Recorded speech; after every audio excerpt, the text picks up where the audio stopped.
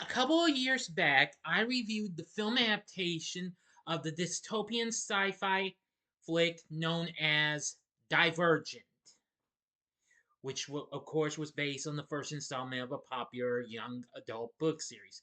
And last year, I reviewed its sequel, Insurgent, which was really good. Now, let's talk about the third film, which celebrates its 10th anniversary this year. But is it really that bad after a decade? And did it really deserve to be a box office disappointment? Prepare yourselves, find out as I review Allegiant.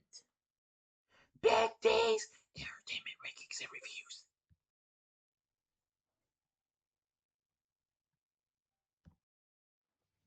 So, greetings, my fellow YouTubers, and welcome again to Big D's Entertainment Rankings and Reviews.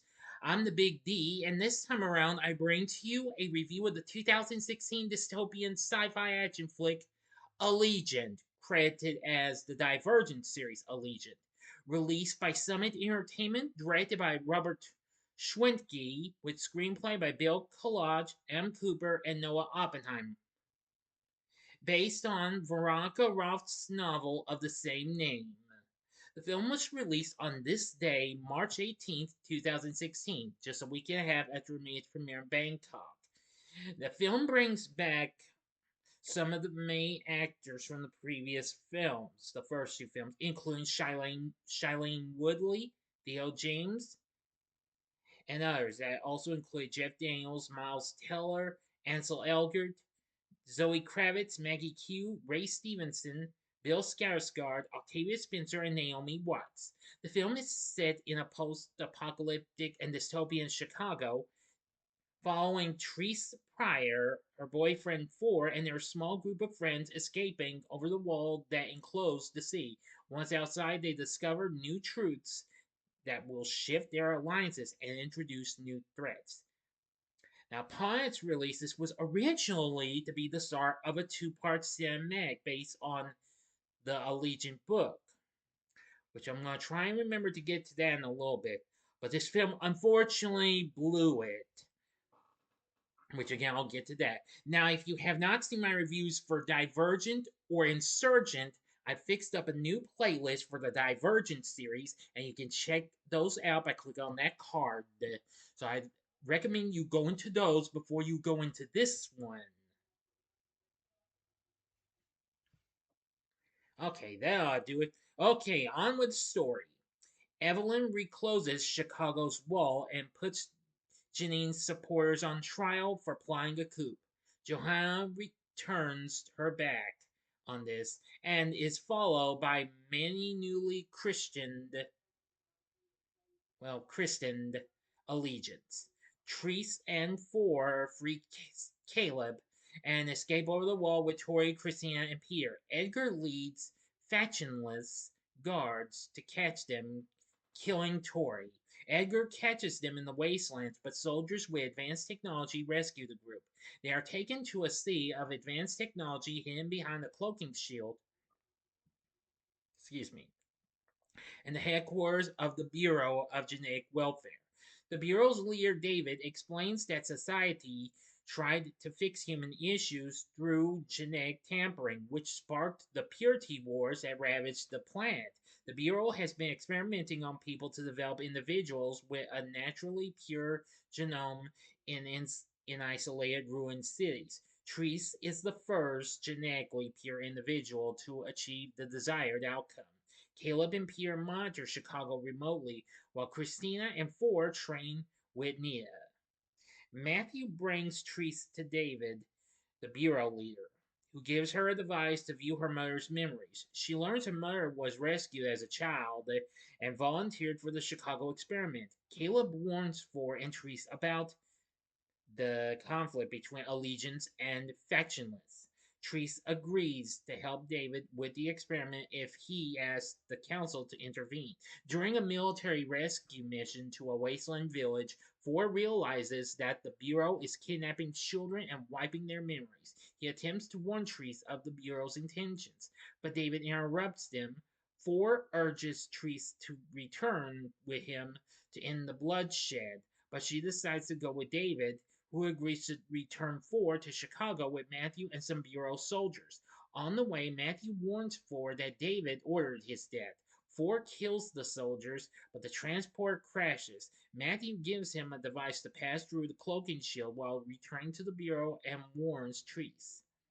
Disagreeing with the council, Treese states that pure versus damaged is no better than the Chicago factions. She criticizes them for not stopping the violence. The council reveals that David has full authority over Chicago and intends to reinforce the factions. Treese ends her partnership with David and gathers Caleb and Christina in his hover car to return to Chicago. Nia helps them escape, revealing David's unpopularity with the Bureau. The factionalists capture Four, who confronts Evelyn about the violence. Treese, Caleb, and Christina arrive to find the city in chaos during an Allegiant assault. At the Bureau, David makes a deal with Pierre to promote him and gain access to Chicago, convincing Evelyn to use a hidden stockpile of amnesia gas to erase all factions' memories and create peace. She agrees, and Pierre takes her to the vault. Now for the final act and the ending. As always, you know the procedure. You've got 5 seconds to stop this video at once. Go to the description box below and fast forward to the time below as I count down. Now, if you've seen this movie already, please continue. Okay, you've been warned. Ford, Treese, and Christina fight through the factionalists and arrive at the vault. Ford convinces Evelyn to stop the gas attack, as he would not remember her.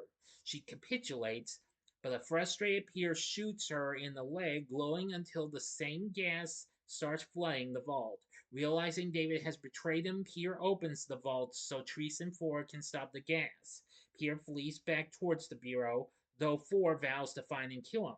Caleb arrives and aids Treese in destroying the gas dispersion hub.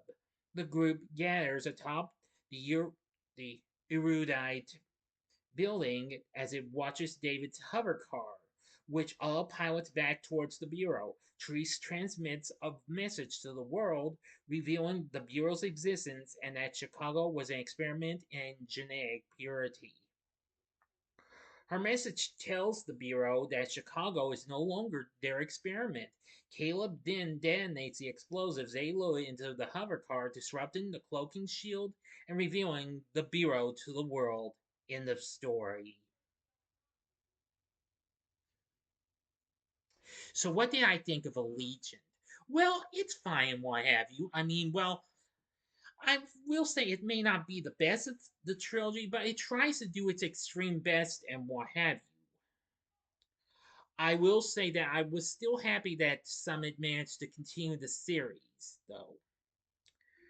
But unfortunately, the film was kind of a slight disappointment as it underperformed at the box office, failing to make 179 million worldwide on its 110 to 142 million dollar budget, which made it the lowest grossing film in the series.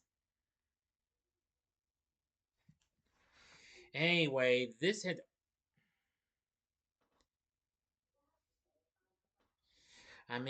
was the hardest hit for a film and what have you, for a film starring installment in 6 years since the Chronicles of Narnia, The Voyage of the Dawn Treader did the previous year. Film failed to only come in higher in second, losing to Zootopia. But apparently, this just didn't have enough power, as it lost to even, well, to other films like Kung Fu Panda 3, the Angry Birds movie, and Captain America Civil War. Due to the underperformance, the Hollywood Reporter called it the second big budget miss for Summit's parent company, Lionsgate, that year after Gods of Egypt, which I have not seen, but I've heard of it though. But the film's reviews were terrible, worse than even the first film. It got a ton of negative films, criticizing the lack of originality, character advancements, visual effects, and the decision to split the film into 2 parts. Yes, before I go into the reviews, this was originally to be continuing in a second film, which was to be called Ascendant. But unfortunately, due to the film's underperformance, it failed. The same thing happened with, well, the possibility of a television film for the Stars Network.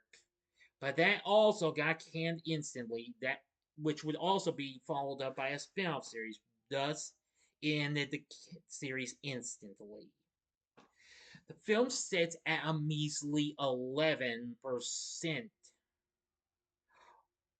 on the tomato meter. Believe me, that's actually, which is actually the worst that's been seen since the previous, way off from the 28% the previous film got. And it sits at 33 on Metacritic, and CinemaScore gave us a B, down from the A minus the second one got, and the A the first film got. Boy, now I still like the feel of the film, like the dystopian world and what have you. That was still pretty cool and what have you. Now, even though the same thing kind of happened a few times when a slight bit of an issue came with some other films. Like, same thing happened with Mockingjay Part 1. But however, that film still did well to get its second one. Anyway, according to Rotten Tomatoes, they say the film improves on previous entries in this on a few superficial levels, but they aren't enough to counteract a sense of growing boredom with a franchise that's gone on too long. Well, I wouldn't put that any other way, but yeah, it could have just had some spin polish on some parts. Max Nicholson wrote for IGN and gave us a mere 4 out of 10, saying that the film is a prime example of everything that's wrong with modern young adult sequels. Instead of embracing or building upon its core themes and constructs, it tears them all down with a wrecking ball of CGI and nonsensical storytelling. Pierre Travers of Rolling Stone wasn't impressed either, giving this a mere 1 out of 4 stars, saying that this is another one of those cynical Hollywood cash grabs that takes the third book in best-selling Juvie Lit trilogy and stretches that last book into 2 movies so audiences are tricked into paying twice for egregiously padded piffle. And not only that, Shailene Woodley expressed disappointment with the quality of this, claiming that she almost quit acting following the decline of the franchise. Her co-star Zoe Kravitz voiced similar concerns about the direction of this and the direction of the series as a whole, saying, I think as we went on, the story really kind of got lost and nobody really knew what we were doing anymore. Producer Neil Berger, who directed the first film, criticized Lionsgate's decision to split the film in 2 parts. Anyway, despite this, the film still didn't do so hot. However, Shailene Woodley did win two Teen Choice Awards for Choice Movie Actress, Action, and Choice Movie Lip Lock between her and Theo James. It also, she and Naomi Watts also got nominated for Worst Actress at the Razzies. Yes. But unfortunately lost to Rebecca Turner as Hillary Clinton in Hillary's America, The Secret History of the Democratic Party. Yes. So now you know about that. But yes, this was to be a two-parter, and I'm feeling ashamed that it didn't make it. It would have been fair to give it another chance, but it just didn't have what it took to be that big. And I can't really say they didn't try. But however, I still like the dystopian feel to it, and I do like the performances of the do like some of the performances of the characters. We have Shailene Woodley once again as Treese, still good. Theo James as Four, good. Jeff Daniels played David, the head of the Bureau of Genetic Welfare. Not bad. Miles Teller played Peter. Ansel Elgort played Caleb. And Zoe Kravitz played Christina. Maggie Q played Tori. Really good. Ray Stevenson as Marcus. Mackay Pfeiffer as Max. Those are good ones. Daniel Day Kim as Jack Kang. Good. Bill Skarsgard as Matthew. Good. Octavia Spencer as Johanna. Not bad. And Naomi Watts as Evelyn. Yeah, again, not bad. But anyway, yeah, I will admit this still did have a decent set of performances, though.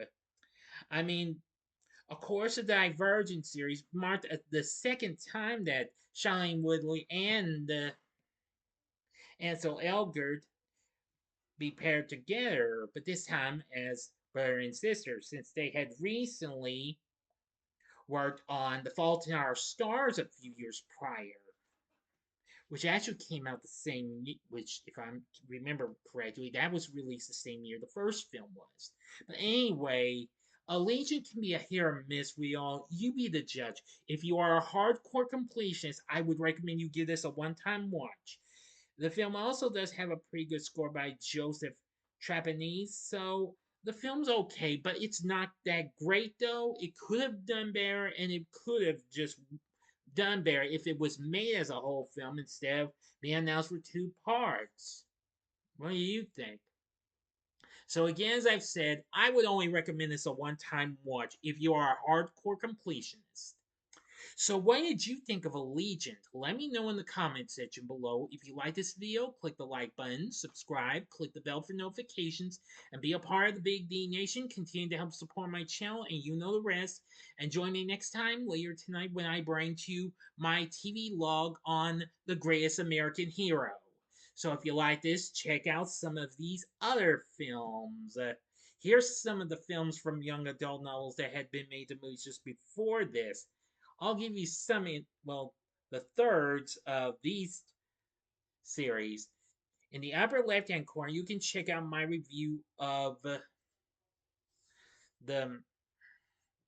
third installment of the Twilight series in Eclipse from 2010. Or go to the upper right-hand corner and you can see my review of the first part of the Hunger Games, Mockingjay Part 1. Or if you would like maybe a recent film from another franchise, but its third one won't come out for another couple of years, check out my review I did last year for the Maze Runner, The Scorch Trials in the bottom left-hand corner from 2015. And the bottom right-hand corner is the button you can click to subscribe. If you like rankings and reviews on movies, TV, music, video games, etc., then I'm your guy. Thank you for watching. Until next time, I'm the Big D saying, see ya.